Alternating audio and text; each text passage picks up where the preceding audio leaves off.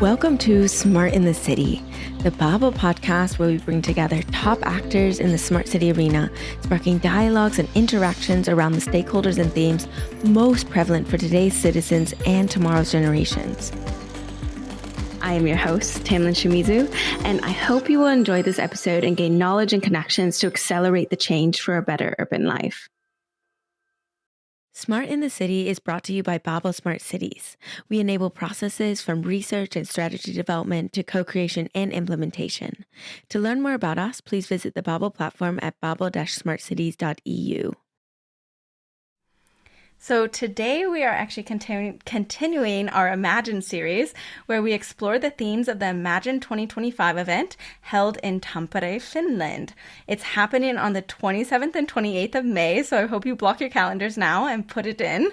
It's going to be a really fun event, and as part of that event, we're highlighting the cities that will participate in the Imagine the Cityverse Challenge, where they will present real urban challenges in search of innovative solutions from forward-thinking companies. So to give you a glimpse into the exciting challenges that will be featured, I'm joined by two very distinguished and wonderful guests today. First off, we have a returning guest, Mike Pegues. He's the Chief Information Officer for the City of Aurora, Illinois, USA. Welcome, Mike. Good morning. How you doing, Tamlin? Doing well. Always lovely to talk to you. So thanks for coming on. Next, we have also joining him today, new to the podcast as well, Tom White, the Innovation and Net Zero Director of Thames Freeport in London. Thank you, Tamlin. Thanks for having me today. Yeah, pleasure is all mine.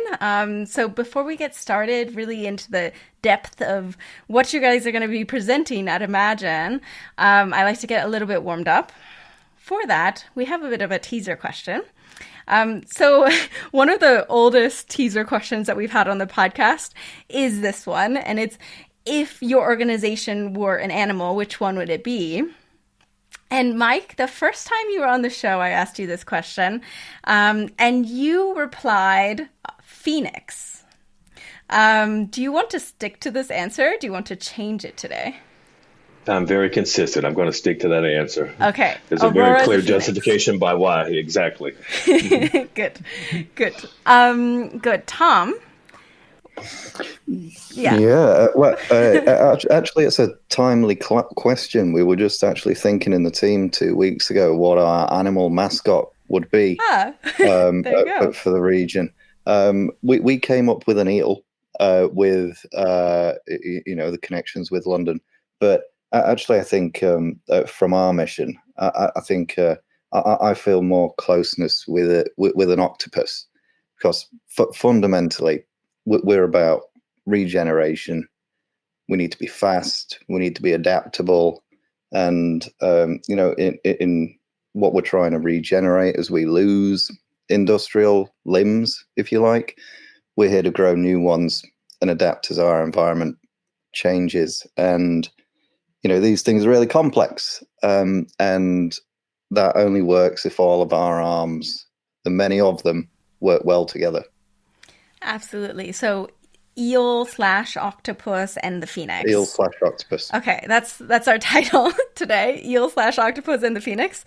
Moving from that, I want to learn more about you both as people, always to give a little backstory. I'd like to start with you, Mike. Can you tell us a little bit about your journey for those who haven't heard your previous episode, and also maybe speak to what drives you really in your role today? Well, my role is driven by, I would say, giving back to my community. Aurora, Illinois is my hometown. I was actually working overseas for like 20 years of my professional career, working for the Department of Defense, working for Hewlett-Packard, working for Vodafone and Morgan Stanley. I've worked in Italy, France, and also Budapest and all around Europe, and even spent some time even in India. Coming back in 2016, I was still working with my prior employer, which is Morgan Stanley. But at that time, I reconnecting with Mayor Richard C. Irvin. At the time, he was not the mayor. He was an alderman, and he was running his own private attorney practice. And he was going up for his third term as mayor. And he and I had conversations about Aurora and how we grew up here because we've known each other since we're 4 years old, and how Aurora has, changed fundamentally. It wasn't the best place to live back when we grew up in the 80s and the 90s, but a lot's changed since then. We had a lot of issues with public safety. Was one of the reasons why we both left after high school and went to the military together, with about a month apart. But coming back after 20 years and seeing Aurora and knowing that it's my hometown, I was just like, this vision that you have to transform the city of Aurora, I want to be a part of that. And when the mayor won the election in April 2017, he brought me on as his chief information officer. And my job was to drive the smart city initiative focused on his three pillars. It was enhancing public safety, promoting economic development, and also uplifting education. And as I always said, those three pillars are driven by technology. Technology is the underpinning foundation that drives those. And since then, that's what I've been doing for the last 7 years, and it's been great. Yeah, it's been wonderful to learn more about Aurora. I was actually just in Aurora last week or a couple weeks ago. I can't remember the timing now. And I really got to see the heart and the spirit of Aurora and everything that you've been telling me. So yeah, that's I'm really glad to see you guys also coming to Tampere. Tom, I'd also like to ask you, how did you end up in your role today? What's been your journey? Tell us all about it. Yeah, sure. Actually, my background is as an engineer in manufacturing, in nuclear defense, in maritime. But over my more recent career of the last years, I've shifted more into an innovation space driven by technology in how technology can transform those sectors, but many others in through digital twins, through predictive analytics, future fuels, cybersecurity, but as well increasingly place-centric programs. And something I only actually realized fairly recently is that over my career, I found myself working in progressively smaller in terms of people, but much more mission driven um, organizations, which led me to the Thames Freeport about a year after the Freeport was created. And the Freeport has a great mission to bring the public and private sector together to create a more prosperous and sustainable future for the region and our communities. And I suppose similar to some comments Mike just made, I love this job every day, which is not without its challenges, um, but mainly because of the strength of that vision and the strength of the team that you can build around you and the partners that can bring with you when you have that strength of mission. Thanks so much for sharing, Tom. I love talking to people that really love their job. That's one of the best things about my job, too, is that I talk to a lot of people that you can tell they really love their job, too. Uh, so that's a wonderful story. Maybe just to give a little bit more background for those that don't know Thames Freeport, you said the mission is to bring public and private sector together. Can you elaborate a bit more on how you do that? Yeah, sure. Well, to give you a little on the region first, so we represent a region of about 700,000 people to the east of London, and if you know London well, you know that London's growth is constrained to the north, west, and south. The direction London grows is to the east, and our population are hugely diverse in age, in culture, economic wealth, education, employment. But we're a region of great potential, linked to a truly global city and powerhouse of finance, skills, international trade, and culture. But we have significant challenges raising employment, improving quality of life, transport, energy, housing, education, and indeed aspiration. And the Freeport initiative in the UK, we were created to drive regional economic growth. The Thames Freeport specifically, we were created through a founding partnership between DP World, the Ford Motor Company at Dagenham, which I think has been there since about the 1920s, currently manufacturing diesel engines, as well Forth Ports, which is a UK port company. But we are formed in partnership with the three local authorities that represent our area, the London Borough of Barking and Dagenham, the London Borough of Havering, and Thurrock. And through everything we do, we have a shared purpose of mission in what we're trying to achieve. We make those decisions together as a public-private partnership, and we invest in those things together that work towards our common objectives of delivering social value, creating new jobs for the population, and driving increased inward investment into the region, among many other things. Yeah, really interesting connection that you build in the region.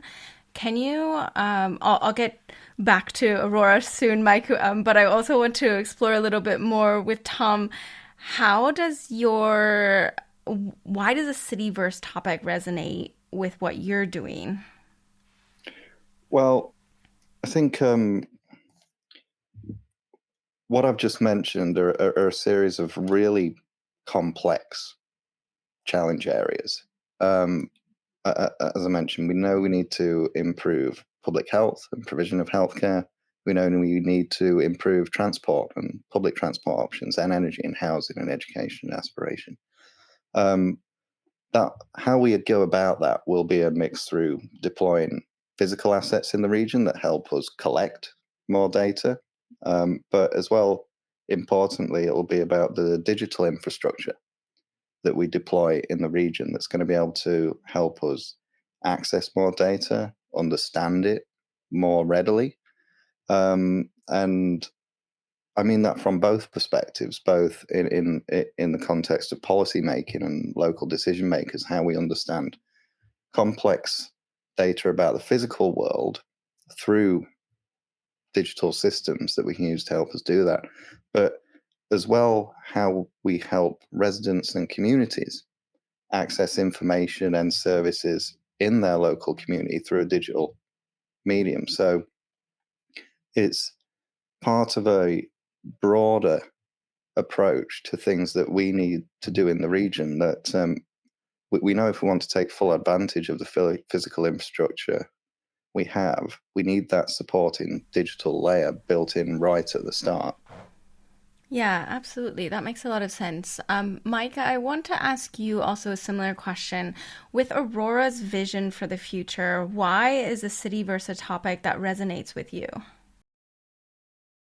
That's a great question. And as I was just listening there, I think I have to give a little kind of background about the city of Aurora. So Aurora is known as the City of Lights. It's the second largest city in the state of Illinois, but I'd love to say we're second to none. We have a rich history as a hub of industry and innovation, and it dates back to 1880s when we were one of the first cities in the U.S. to use electric streetlights, which earned us the name, the City of Lights. The city of Aurora has steadily evolved over time, also as a forward-thinking municipality, and we embrace technology advancements to enhance our infrastructure, focus on promoting public safety, and again, with the in mind of providing a enhanced quality of life to our residents. The city's focus on sustainability and actually inclusivity is a key component in our efforts to foster that economic growth and position ourselves as a leader in urban development. Also, Tammy, you heard me say many times that I believe that the city of Aurora, as a second tier or mid-tier city in the United States, we're leading the charge. And I truly believe that. And again, I think with this expansion and starting to look at, the topic of the Cityverse, that concept of blending these different technologies, whether it's AR, VR, digital twins, to help us create this immersive environment that aligns with Aurora's vision, it resonates with us strongly. I think being able to focus on mobility as a service and looking at what we currently have today, but taking it to the next level.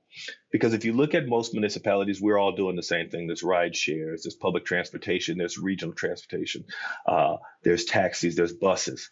But what are we doing differently to provide an enhanced experience for our residents, for our business workers, for our visitors that come, and Aurora being a hub? And we have those three pillars that the mayor talks about with the Fox Valley Mall area, with our Apex, with our entertainment districts, with our downtown Aurora, which is the arts and entertainment, which is the heartbeat of the city of Aurora. What are we doing to create an experience that people want to come to the city of Aurora, that we can provide this experience to them that no other city can actually do? And I think looking at Cityverse and seeing what opportunities are out there with different partners, one of the big things he was just talking about was like public-private partnerships. We have to recognize as a municipality, we're always going to be behind the power curve when it comes to innovation and technology. That's why it's so important to have public-private partners and have strategic partners that we can lean on to help us to push, the envelope forward. Because at the end of the day, we have to enhance that citizen engagement and we have to focus on economic development, or we're just not going to be that attraction here in Illinois, here in the United States, or here globally. So I think that's what attracts myself. It also attracts the mayor and our team to see what is out there that's unconventional, that we can do differently that no one else is doing. Yeah, it makes a lot of sense. I love your focus really on the citizen experience. And I think that's so much of what the Cityverse is really about, is this experience for citizens. For your challenge, Mike, the challenge that you're presenting at Imagine is centered around developing a zero carbon mobility as a service platform. So can you tell us a little bit more about that, why you chose that as a challenge and how you see this platform transforming the citizen experience? And absolutely. And again, it's a bit of the unknown because when I originally brought this to the mayor's office, I'm going to tell you, some people looked at me a little out of the side of the eyes like, what is this? I don't understand. Can you please explain this to me? I don't know, do we really want to do this? I don't understand it. People couldn't wrap their heads around what we were trying to do. And again, it just goes back to what I was saying. We have all these different partners and these different options around transportation, but there's still a gap because it's like we're trying to do the same things over and over and over and looking for a different outcome. And again, I think that is the definition of insanity, but what can we do that can focus on that environmental impact, that can help us to enhance accessibility, to those major attractions and those key locations throughout the city of Aurora. How can we do something different in innovation that's cutting edge with the technology and approaches things that creates a more reliable solution and again, that attracts people to using these different public transports. And again, it's exploring the opportunities with those public-private partnerships to help us be a little bit more self-sustaining and kind of minimize resource drains and then the liability on the city. We have to rely on our partners to help us do this, because if we don't, we're just going to stay stagnant. And again, that's another one of those main drivers where I think the Cityverse will give us a kind of a sneak peek to see what else is out there. And, it might not be something that we use everything, but there could be bits and pieces that can take us in a different direction that can spawn other ideas. Yeah, I hope you get some really interesting companies to apply for the challenge, as well as meeting lots of interesting potential partners in Tampere as well. I'm sure we will. Yeah, I'm excited for you to explore there. So, Tom, same question to you, really. Your challenge at Imagine 2025 focuses on ensuring vulnerable residents receive better access to services through digital innovation. What inspired you to launch this, and what kind of solutions or ideas are you hoping for? Yeah, sure. Given our objective as a public-private partnership in the region, one of the most important things we have is regional productivity, quality of life, the attractiveness of the area somewhere to live, and also our social impact mission. So obviously a key component to those various elements is ensuring that our social support systems help the most vulnerable people in society in a timely, effective, and accessible manner, so that they can maintain their independence longer, that they can continue to be or become to be more active out in the community, and out in the economy, and bring all the social and economic benefits that obviously come with that, as well. And social care in the UK, and as well and no different in our region, it is a system that is under a huge amount of strain, struggling to meet a growing volume, and complexity of needs. Where today, if you take an aging population as a factor, 18% of the population of the UK is over 65 today. By 2030, that'll be 24%. That's a huge increase in terms of volume, but volume isn't just the thing. With an increasingly aging population, the complexity of needs increases, as more people live with more chronic conditions. With current estimates that 1 in 5 people will be living with a major chronic illness by 2040. So demand is growing a lot, and demand is growing quickly as well, not just in the aging population, but in working age adults, in the UK, and as well as the social impacts and the personal impacts and the community impacts. This has a huge financial implication for the local authorities that are already resource and cash poor, to deliver the other critical services they need to deliver. So the local authorities in the UK spend about 23 billion a year on social care, which is more than 40% of their spending on other services. And there's the unseen parts of this as well, in unpaid care, all the care that's happening out in the community, by family members, by friends, things like that, that has those second order impacts on productivity and quality of life and cost of living. That in the UK we estimate is about $100 billion, pounds, worth of care per year. So our challenge area is really around how can we use the Cityverse in conjunction with the other things that we're doing, to be able to spot and identify vulnerable residents and people in the community, to provide a more preventative support before issues arise which require that acute or long-term resource-intensive intervention that can help improve their quality of life, increase regional productivity, and create savings for the local authorities and the NHS. So the sort of solutions we're looking for, I suppose, just to reflect back, as I mentioned at the start, we represent a hugely diverse region as a cross-section of demographic changes that are not only affecting our region and London, but also major cities around the world. So we need the sorts of solutions that can help meet that diversity of needs. And we know there's lots of innovation around there for example, social landlords that can help identify the risk of a tenant falling into arrears, and how that is an indicator for other health conditions as well. There are lots of innovations in the customer service world, for example, or in user experience design around being able to take indicators of a person's mental well-being, how happy they are, how receptive they are to an idea, and things like that. So there are applications of that we'd love to explore, and how do we use systems like that to help frontline staff regardless of the service they're delivering, whether it's financial support, whether you're showing up to pay your council bill, whether you're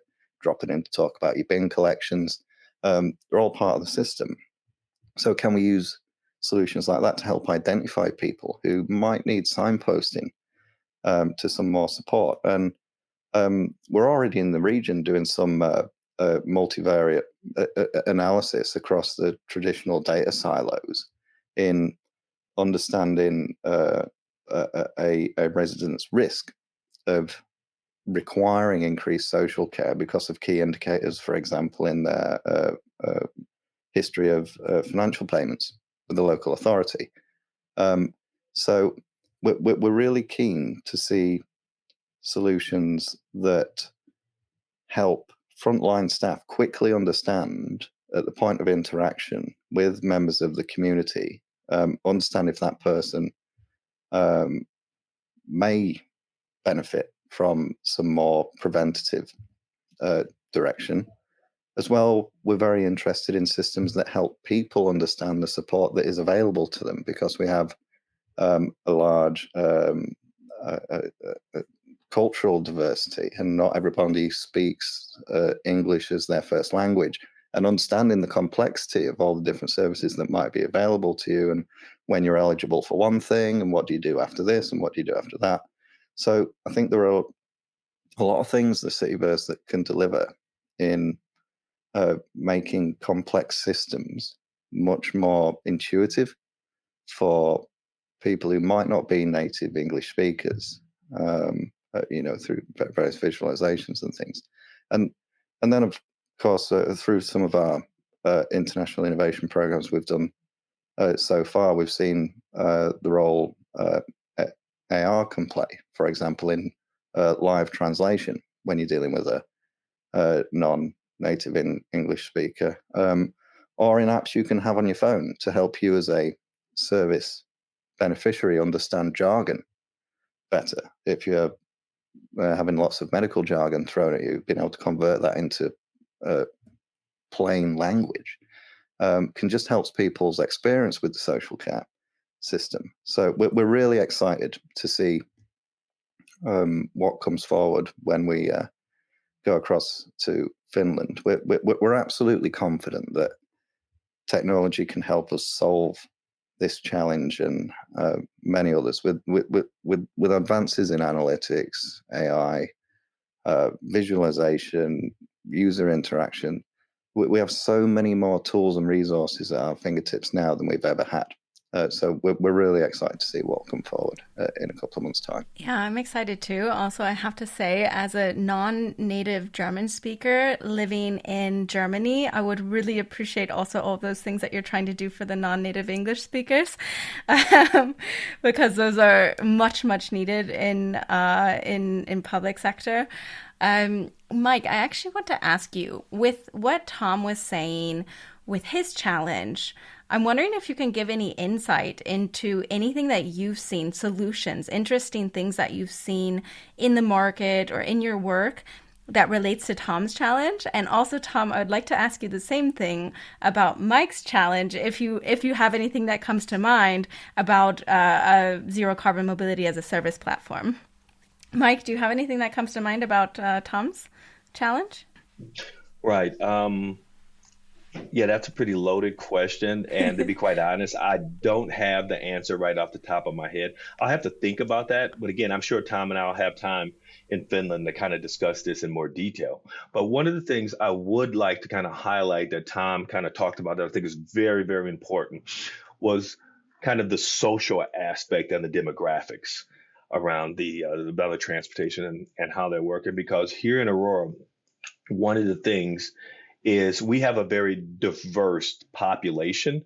I would say that, about 50% of our residents are Hispanic.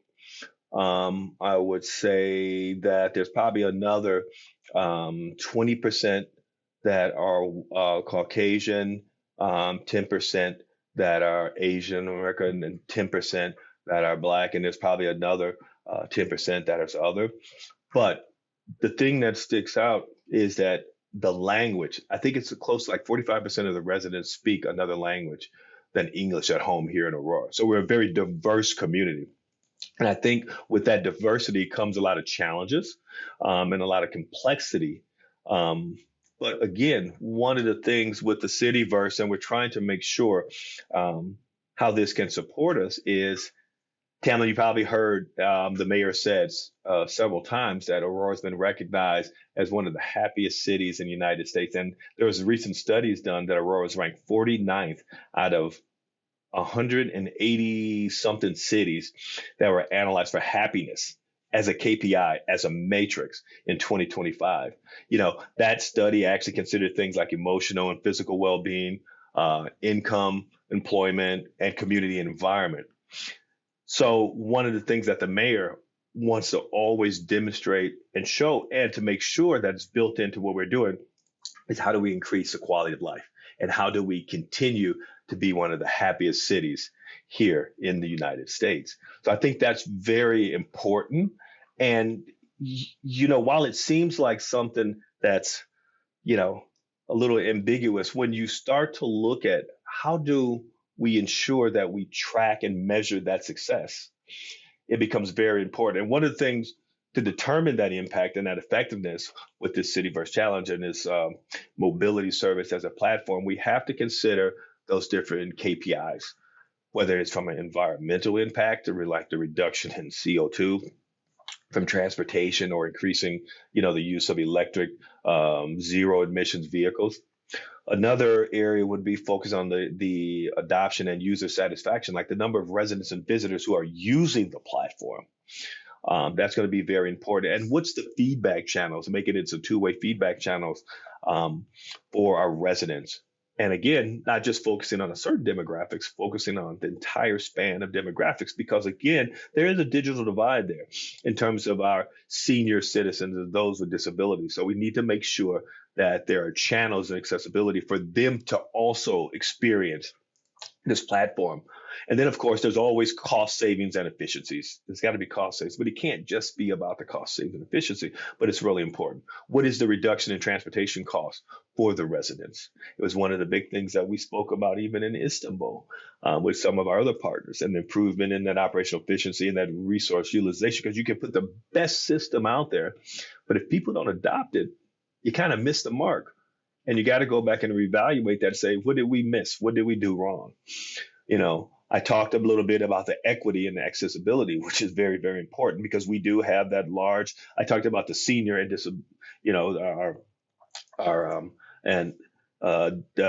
disabled residents, but also the underserved community, unserved community. We want to see how we can decrease like the transportation related barriers for the low income residents as well, to make sure they can arrive to these economic pillars. Also, one of the other things the mayor is looking at in terms of economic development is the tourism matrix. You heard him say several times in our premium outlet mall, which is now our apex districts, that we have 8 million affluent Asian visitors coming here to the city of Aurora, to the premium outlet malls every year. A lot of them are Asian. How do we create that experience for them so they have that experience? And again, we know in Asia, the experience is different than here in the United States. So we have to kind of look at it from both sides. And again, this is where crossing the pond and taking a different perspective outside of the U.S. in terms of how we do things and being unconventional is very important. And there is a rise in numbers, due to the improved, economic development, enhanced public safety and services that we're delivering here in the city of Aurora. And that's been driven by the mayor and the urban administration since 2017. Then there's other things like traffic congestions and looking at those matrix to make sure that there's a reduction, but also improve traffic flow with different models. And that's where the technology will come in around digital twins and managing traffic flows and things of that nature. And I would probably say last, and it always goes back to the residents, the communities, and the stakeholder engagements, right? Participation in those feedback loops, and having public forums to get them involved, during a deployment of something that's going to serve them. And I'm going to use this quote and I'm going to end it. And this gentleman that we all know by the name of Boz Borman said, social innovation can never be a project run by one group of people for the benefit of the other. And you have to get those people involved. You have to get them involved to help grow that ecosystem. Yeah, I love that approach and getting the citizens involved, and that's what the Cityverse is really about too. That it's city with an I and not city with a Y. It's about the citizen as well. Tom, do you have any insight, solutions, anything like that from what Mike has said today? Well, I suppose I would start with a reflection to Mike's crossing the pond point. I'm never failed to be amazed or reminded of the power and importance of global collaboration on these issues, because so many cities in the world and so many other things, Mike, you've just talked about, are exactly the same things that we are trying to work on as well. Citizen happiness and social value being a big part of it. Obviously, as a public-private partnership driven by regeneration, you don't just do that by bringing businesses to a region and setting up. It has to be somewhere that you want to stay, you want to build a life, you want to live and work there. It needs to deliver the quality of life benefits to you as well. It's a tangible thing that we need to improve. I suppose mentioning mobility as a service, zero carbon mobility as a service, it's hugely relevant for our area also. And as I mentioned, we're driven to bring those new businesses and economic drivers to a region. But if I just give you an example, that one of our region's largest employers, the first thing they ask on a job application form is, do you have a driving license? Because there are no public transport options to get you to that site, which is an area of huge growth potential.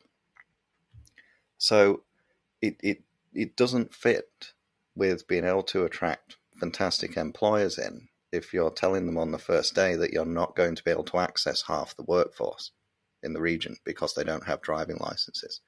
So we need to be able to provide new mobility solutions. They need to be clean mobility solutions. They need to be shared access where a public transport business model might not fit. And I know, Mike, you talked about the different members of the community being able to access that as well. And that is absolutely critical, that we need to view this through a lens of, not only how do we help people get around the community better, but specific parts of the community will have specific needs and specific things they will need from a solution to help them move around, whether that is driven by cost pressures or whether that is driven by a physical limitation or whether that's driven by a mental challenge that people have, as not all accessibility challenges, as we know, are visible. We have increased instances of social anxieties out in the community, which hold them back from engaging in the local economy and engaging with the local communities. There's a great organization called the Motability Foundation in the UK. We don't work with them at the moment, but certainly they're doing an awful lot of really good work in bringing forward new innovations in helping people with disabilities use transport much better. I feel there are probably many things that we'll be able to talk about in Finland, Mike, about the US and UK experience on a lot of these technologies. I don't think I'm actually allowed to mention individual companies and recommend their solutions without working out some commercial arrangement with them first. Get paid to do it first. Yeah, but there is certainly a wealth of activity going on in the UK in mobility and as a service, how we have more shared access to zero carbon transport opportunities and things like that. But again, back to the first thing I mentioned is just the importance of global collaboration on what are global issues and talking to other cities. Yeah, there's going to be plenty of that in Finland as well. Now I want to just give you both the chance for a little bit of an open floor as well in case we miss something. In particular, for the innovators who are listening that want to apply for your challenges, what would be the message that you give them? And also for anybody else that might be interested in coming to Finland and seeing you guys and meeting you. Mike, you have something? Yeah, absolutely. I know we always want to start with the end in mind, but I absolutely think that the journey is just as important. Going back to kind of our conversation, I think that perspective is essential in driving innovation because it shapes how we approach challenges, how we generate ideas, how we envision solutions. That's going to be key. And again, I'm trying to get out of that proverbial box, with the thinking that we have in government. And as you know, I push the envelope all the time in municipal government because I feel that we have to be innovative and to be kind of that forward, that leader up front. I'm always talking about diverse thinking. We have to challenge those different assumptions and we have to adapt. We have to be agile. We have so many different considerations and things that are hitting us from different areas. And I think that agility is going to be really important for us to be able to connect the dots and drive these different collaborations with the different partners. And again, as Thomas spoke about, the public-private partnership, that is absolutely essential. And again, having diverse perspectives come into the city of Aurora said, have you ever thought about looking at this from this lens and consider, the needs of your community from a different perspective? Because I think we do get caught up in that same kind of, we've always done it this way, so why are we deviating? And it's government, we're notorious for that. So I think with the Cityverse and those companies that are coming, I'm going to say, bring your A game. No ideal is too crazy or out of the box. Come with fresh perspectives, be ready to participate and be challenged. And come with your ideas, and let's just have fun in the process. Love it. Great. Tom? Well, I say that one of the most important ones for me is always have fun. It's a great privilege to do something you can and do enjoy. As well, on the other side of the challenge, I would say come and challenge us of what our perception of the challenge is, and have we thought about the right things. We have a view of an impact we're trying to achieve, and a rough view of how we might get there, but do come and challenge that and tell us that actually no, this might be the way. We would love that challenge. And I would say critically as well, when we're thinking about these solutions and the sort of people and the parts of our community we are trying to build them for to benefit, keep the people at the front of what you're doing and about their experience with the solution. How will they use it? How will they benefit from it?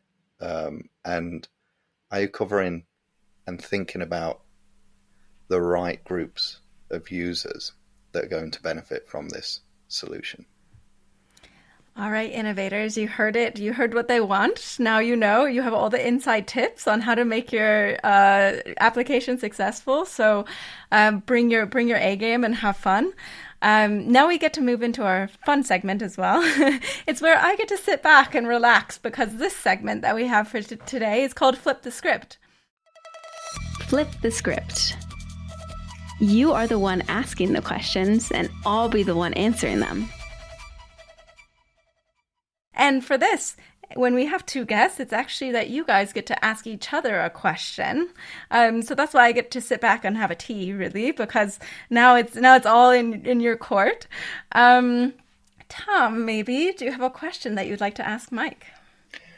Oh, well, we've spent a little bit of today talking about the importance of public-private partnerships. I don't think we're in any disagreement there of the critical nature of it. I suppose, Mike, having had the opportunity to read about some of the great work that you guys have been doing in Aurora, what are some of the biggest learnings that you've built up in establishing truly successful longer-term public-private partnerships that deliver both social impact and economic value? We have absolutely, and I could probably go on all day about this, but one of the things, I'm just going to take a couple examples.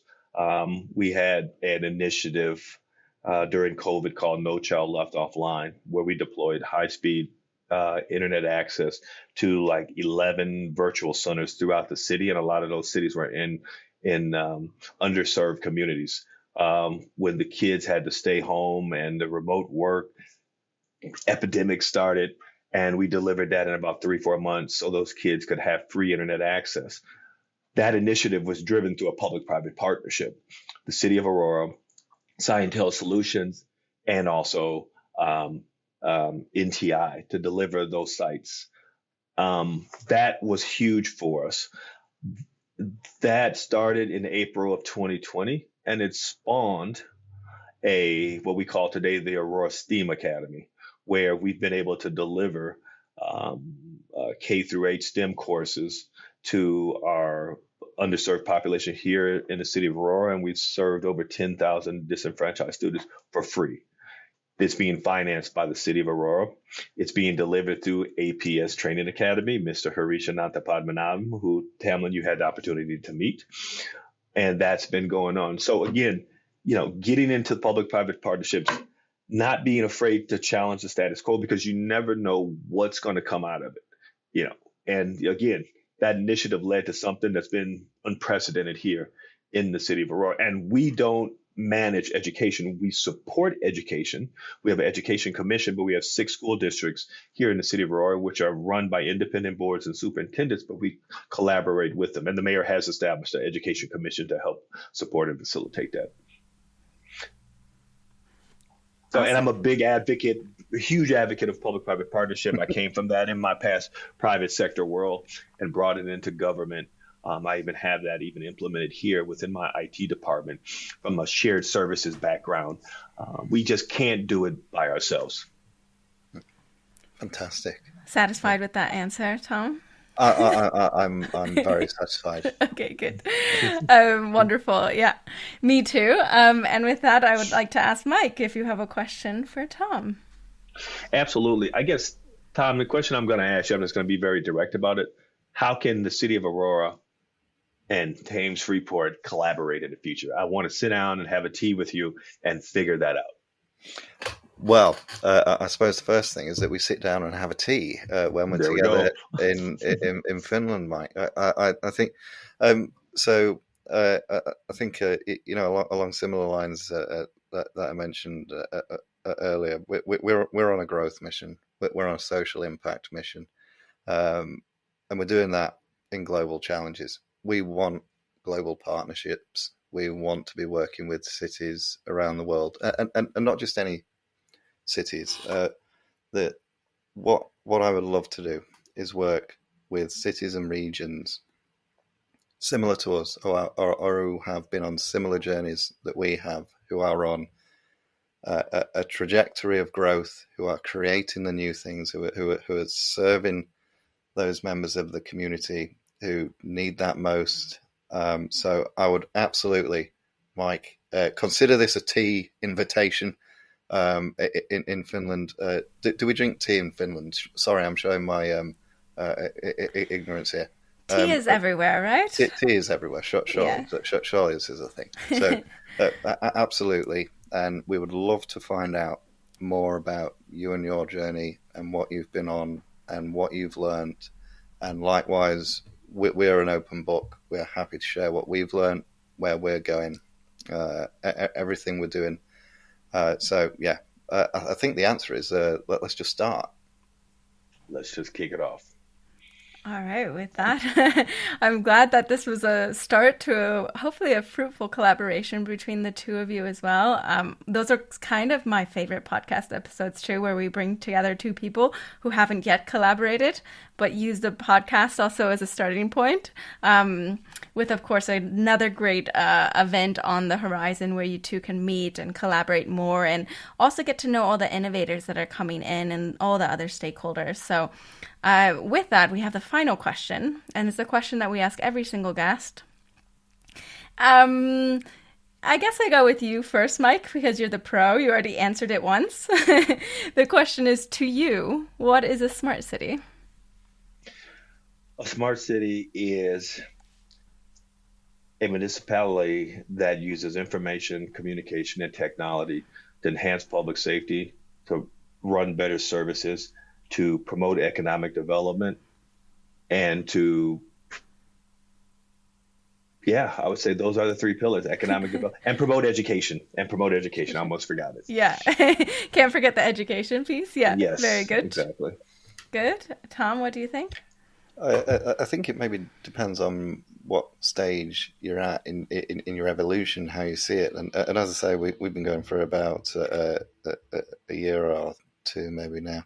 I suppose for me, when defining a smart city, it's about purpose and how we choose to work together. That I always describe it that what we're trying to build here is a city that works for people, communities, and businesses by making the best use we can of the current resources, tools, and knowledge that we have available to us, where resources might be data, people, businesses, infrastructure, many different things. Our tools and how we do that could be through partnerships, new analytical capabilities that are available to us, connected assets, ways of working. And knowledge is a continuing process through communication and collaboration, experimentation, but critically, an earned deep understanding of what actually matters and what actually makes a difference. Very well said, both of you. With that, I have to thank you sincerely for taking the time to speak with me today about your challenges, also your outlook on Cityverse, and also encouraging everyone to come to Tampere and learn from each other and challenge each other and have fun, as you mentioned as well. So thank you, Mike. Thank you, Tom, so much for coming on. Thank you very much. Thank you. And also to all of our listeners, thank you very much. This wouldn't happen without you.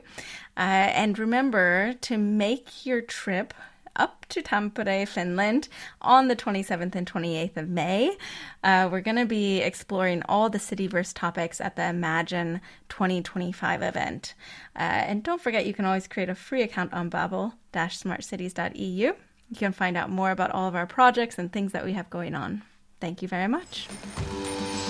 Thank you all for listening. I'll see you at the next stop on the journey to a better urban life.